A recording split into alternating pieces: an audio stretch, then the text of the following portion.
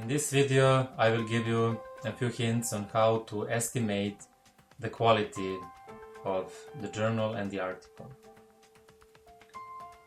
So when you find a relevant article, you read it and you ask yourself whether you can trust the findings published in that paper, and you ask yourself how reliable that is. Of course, it is best to read the paper in detail and estimate the methodological quality and overall quality of the paper. However, this is many times not possible due to limited time and also inability to assess every article you read. So as a surrogate indicator of the article's quality, people often consider the quality of the journal where the article was published. So how to know what are the journals of high quality? One of the ways how to judge the quality of the journal is the following. So there are simply research fields where you just know what journals are the most respectable and the best. Usually these are the journals that are published by the leading professional society in this field, and then when you come across a paper published in that journal, you immediately think it's of good quality because you know that it had to go through really strict peer review process and it had to satisfy high standards of the journal. Another way to judge the quality of the journal is to check in which indexing databases the journal is cited. For example, Medline, Scopus, Science Citation Index. These are some of mostly used for this purpose. Especially the journals that are indexed in Science Citation Index and Science Citation Index Expanded are important because every year they get an indicator of the journal's quality in the form of an impact factor. And then it is considered that the higher impact factor of the journal, the higher the quality.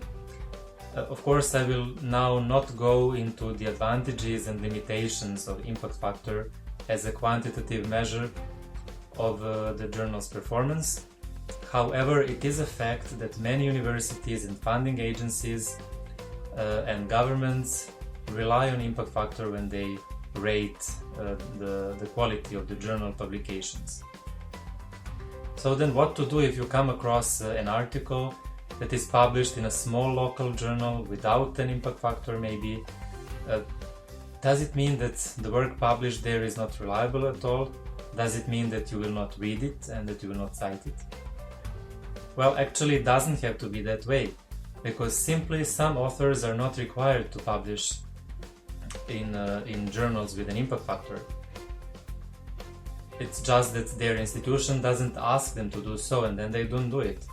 Sometimes even the papers of good quality are not accepted in the journals with an impact factor because of limited novelty or maybe limited interest for the journal audience or the editors.